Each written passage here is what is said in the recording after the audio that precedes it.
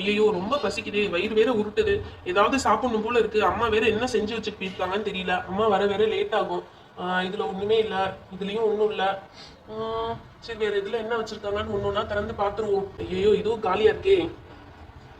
எல்லாமே காலியா இருக்கு, எதுவுமே சமைச்சு வைக்கல போல இருக்கே. சோப்பு பானையும் காலியா இருக்கு, எல்லாமே காலியா இருக்கே. என்ன இவன் கிச்சனுக்குள்ள வந்து என்ன உருட்டிட்டு இருக்கான்? இவன் வெளியே இருக்கான்னு பார்த்தா இங்க வந்து நின்னுட்டு இருக்கான். டேய் வாடா போய் என்னன்னு கேட்போம். டேய் சிவா, இங்க வந்து நீ என்னடா பண்ணிட்டு இருக்க? உனக்காண்டி வெளியே எவ்வளவு நேரம் வெயிட் பண்றது? காலிங் பெல் அடிச்சுட்டே இருக்கா, வந்து யார் வந்திருக்காங்கன்னாவது எட்டி பாக்குறியா ஃபுல்? டேய் சும்மா இருடா, எனக்கே ரொம்ப பசியா இருக்கு. அம்மா எதுவுமே சமைச்சு வைக்கல, அந்த கவலையில நானே இருக்கேன். நீ என்ன உங்க வீட்டுல நல்லா வயிறு முழுக்க சாப்பிட்டுட்டு வந்திருப்ப, இப்ப நான் தானே பட்னியா இருக்கேன். அவ்வளவுதானா? இதை முன்னாடியே சொல்லிருக்கலாம்ல. முன்னாடியே சொல்லினா என்ன செஞ்சிருப்ப? ஏதாவது சமைச்சா தர போற?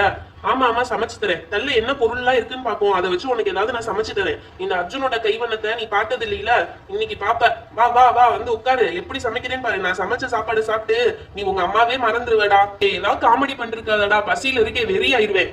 அதெல்லாம் ஒண்ணாகாத, வா வா நான் உனக்கு சமைச்சு தரேன், சீக்கிரம் வா. என்னடா என்னென்னத்தையும் எடுத்துலாம் வச்சிருக்க? ஆமா ஆமா, இது வந்து மாவு, இது உப்பு, இது தண்ணி, என்ன கொஞ்சம் வச்சிருக்கேன். உனக்கு ஒரு சூப்பரான ஐட்டம் செஞ்சு தரேன், சரியா? அது வரையும் அமைதியா இருக்கணும். ஏய் காலிங் பெல் வெளியே அடிக்குதா, போய் யாருன்னு பாத்துட்டு வா. ஆமா காலிங் பெல் அடிக்குது. ஒருவேளை வெளியே போன அம்மா வந்துட்டாங்களோ? இவன் சமையல்ல இருந்து நம்ம எஸ்கேப் ஆயிடலாம். இந்த வந்துட்டேமா. ஏய் யார்டா வந்திருக்காங்க? எங்க அம்மா ஒன்னும் வரலடா, இந்த ப்ளூபெரியும் மித்துவும் தான் வந்திருக்காங்க. ஏய் வாங்கப்பா வந்து உட்காருங்க, இவன் என்னமோ செஞ்சுட்டு இருக்கான், என்ன செய்யறான்னு பாப்போம். அர்ஜுனண்ணா என்ன செய்ய போறீங்க? வெயிட் அண்ட் சீ மித்து பாப்பா, நான் என்ன செய்ய போறேன்னு உனக்கு சொல்றேன். ஃபர்ஸ்ட் ஒரு பாத்திரத்தை எடுத்துக்கணும். அடுத்து அதுல கொஞ்சோண்டு மாவு சேர்த்துக்கணும். மாவை சேர்த்தாச்சு.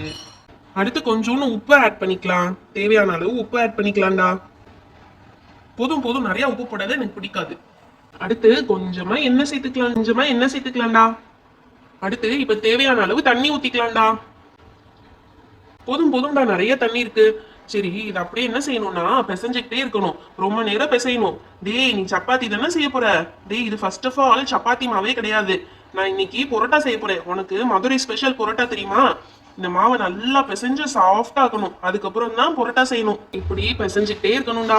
ஓகேடா, இப்படி நல்லா பிசைஞ்சோம்னா பொரோட்டா மாவு ரெடி ஆயிடும். இது கொஞ்ச நேரம் அப்படியே மூடி வச்சோம்னா கரெக்ட் ஆயிடும். கொஞ்ச நேரம் ஊறட்டும்டா.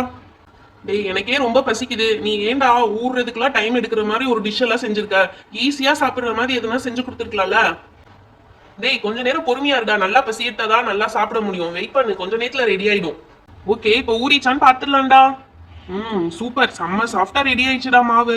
இங்க பாரு, சூப்பர் சாஃப்டா ரெடி ஆயிடுச்சு. இத நம்ம இப்ப சின்ன சின்ன பால்ஸா உருட்டி வச்சுக்க போறோம். அப்பதான் பொரோட்டா செய்யறதுக்கு கரெக்டா இருக்கும். இப்ப சின்ன சின்ன பால்ஸா உருட்டிடலாமா? இங்க பாரு, இந்த மாதிரி ஸ்மால் சைஸ்ல பால்ஸா உருட்டிக்கணும். உருட்டி உருட்டி இதுலயே ஓரம் ஆச்சுலாம்டா.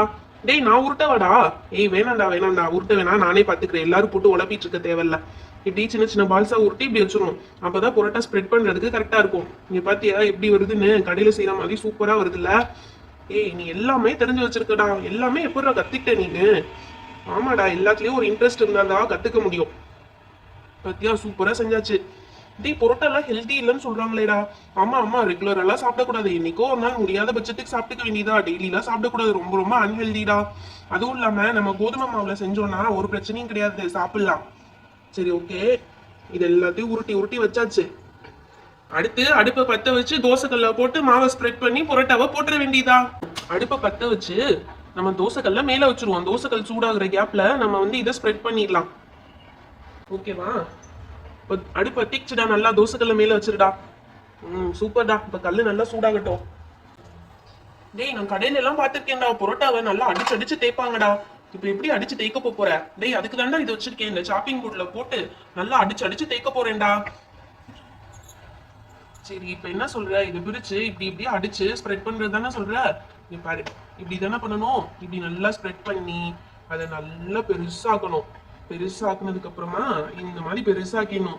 ஆக்குனதுக்கு அப்புறமா இதை நல்லா இப்படி இழுத்து ஸ்ப்ரெட் பண்ணி அதை இப்படி சர்க்கிள் சர்க்கிளா பொரோட்டா மாதிரி போடணும். அவ்வளவுதான். இப்ப இதை நல்லா இப்படி உருட்டி சர்க்கிள் ஷேப்ல பொரோட்டா ஷேப்ல உருட்டி இப்ப நல்லா தட்டி விடணும். தட்டும் போது லேசா எண்ணெய் தொட்டு தொட்டு தட்டினோம்னா சரியா வந்துடும் பொரோட்டா மாதிரி. இங்க பாத்தியா சூப்பரா வந்துச்சா? அப்படியே பொரோட்டா எடுத்து சாப்பிட்டோம்னா கும்முன்னு இருக்கும். சரி ஓகே, சட்டி காஞ்சதும் போட்டுடலாம். ஓகேடா, நம்ம ஸ்ப்ரெட் பண்ண பொரோட்டாலாம் இதுல ஒன்னொன்னா வச்சிடலாம். அவ்வளவுதான், எல்லாமே இதாயிடுச்சு. சட்டி வேற நல்லா காஞ்சிருச்சு. நம்ம பொரோட்டா ஒன்னொன்னா போட்டு எடுத்துடலாம்டா. டேய் சட்டி நல்லா காஞ்சிச்சு, இப்ப லேசா எண்ணெய் ஊத்திக்கலாம்.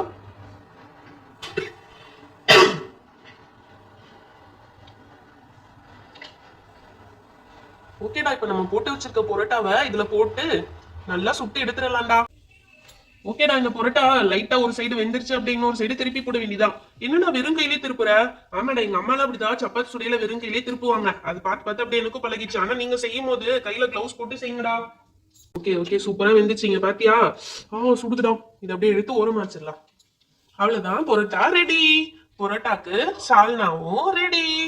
ஓகேவா? எம்மியா இருக்கா? இப்ப சாப்பிட ஆரம்பிச்சிடலாமா? டேய் டேய், காமிச்சிட்டே இருந்தா எப்படிடா? வேகமா எடுத்து தாடா சாப்பிடறதுக்கு. இதோ வைக்கிறேன்டா, அவசரப்படாதடா. உனக்கு ஒரு பரோட்டா போதுமா? டேய், இருக்கிற பசியில ஒன்னே சாப்பிடுவேன், எனக்கு 2 வச்சிருடா. ஓகே ஓகே, அப்ப எல்லாருக்கும் 2 வச்சு கொடுத்துடுறேன்டா. இங்க பாரு, சால்னா எப்படி எண்ணெய் சொட்ட சொட்ட சூப்பரா இருக்கு பத்தியா? அப்படியே 2 பரோட்டாவை பிச்சு போட்டு சால்னா ஊத்தி சாப்பிட்டோம்னா செம்மையா இருக்கும். வாசனை பாரு, கம கமன்னு வருது.